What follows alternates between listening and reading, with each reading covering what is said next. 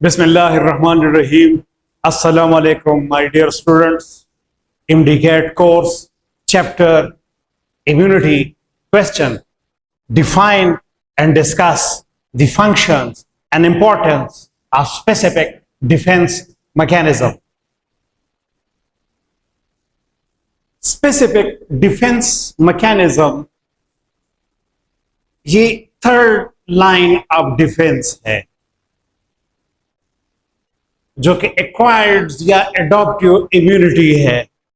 इसका मतलब ये है कि जब कोई पर्टिकुलर पैथोजेंस या फॉरेन सब्सटेंस हमारी बॉडी में एंटर हो जाए और इन्फेक्शन काज करे, तो फिर जो थर्ड लाइन ऑफ डिफेंस है ये उसको रिकॉग्नाइज करते हैं और उसके अगेंस्ट एक इम्यून रिस्पांस क्रिएट होती है। अब ये जो इम्यून रिस्पांस क्रिएट होती है स्पेसिफिक डिफेंस मैकेनिज्म में, तो वो दो पाथवेज के जरिए होती है। एक पाथवे का नाम है ह्यूमोरल या एंटीबॉडी मीडिएटेड इम्यूनिटी और दूसरे पाथवे का नाम है सेल मीडिएटेड इम्यूनिटी। और बी सेल और टी सेल जो लिम्फोसाइट्स है वो स्पेसिफिक डिफेंस मैकेनिज्म को परफॉर्म करते हैं। First we will talk about cell mediated immunity which occurs with the help of T lymphocytes यानी टी सेल्स। अब टी सेल्स की ऑरिजिन्स होती है बोन मैरो में, लेकिन वहां से ये सेल आ जाते हैं थाइमस ग्लैंड में और थाइमस ग्लैंड में टी सेल मैच्योर हो जाते हैं और फिर इनकी डिफरेंशिएशन होती है मुख्तलिफ types of the T cell में।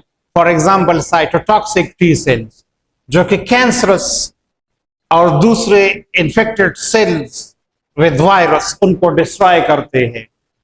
हेल्पर टी सेल जो सेल मीडिएटेड इम्यूनिटी को एक्टिवेट करते हैं through cytotoxic T cell. Suppressor T cell ये सेल मीडिएटेड इम्यून रिस्पांस को शट डाउन करते हैं जब सारे माइक्रोब या पैथोजेंस खत्म हो जाए। मेमोरी टी सेल्स ये लॉन्ग लाइफ टी सेल्स है, ये हमारी बॉडी में पड़े रहते हैं और फ्यूचर में the same pathogens if attack तो ये एक्टिव हो जाते हैं और सेल मीडिएटेड इम्यूनिटी को एक्टिवेट करते हैं।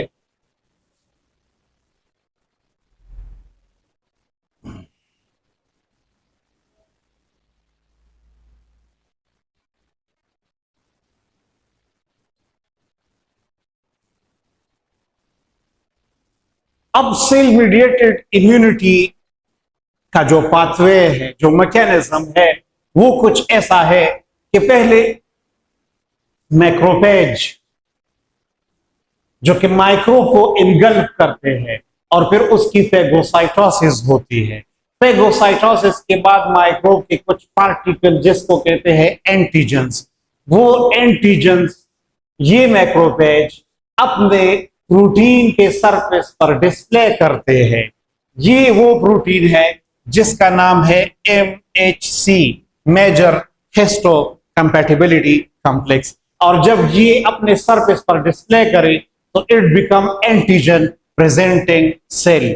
फिर ये antigen presenting cell they secrete chemical cytokines, यानी मतलब ये कि एक टाइप है इंटरल्यूकिन 1।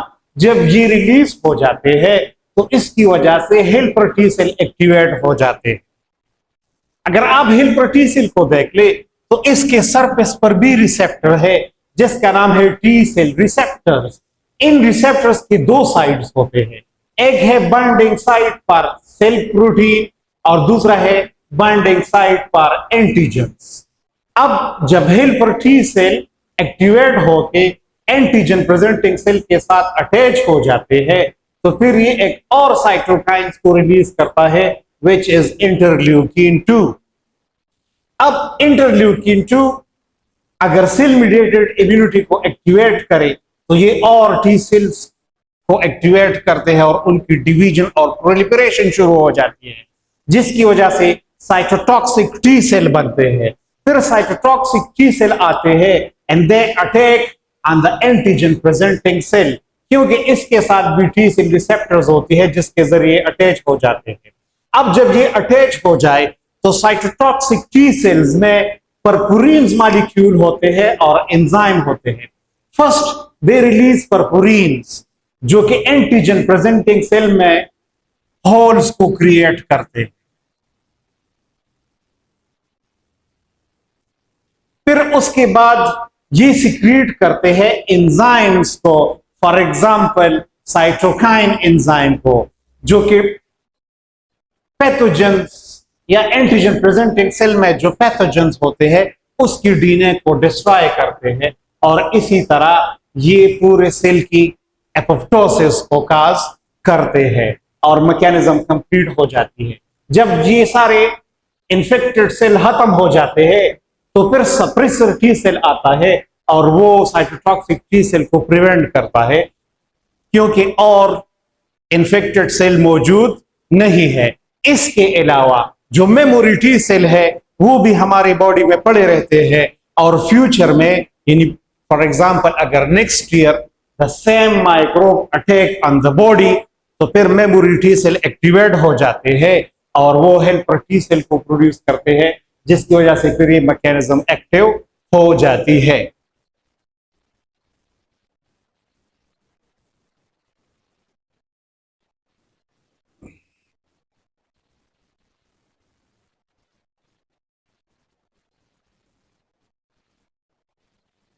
Second type या second pathway for the specific defense mechanism is antibody mediated immunity, जिसका दूसरा नाम है ह्यूमोरल mediated immunity।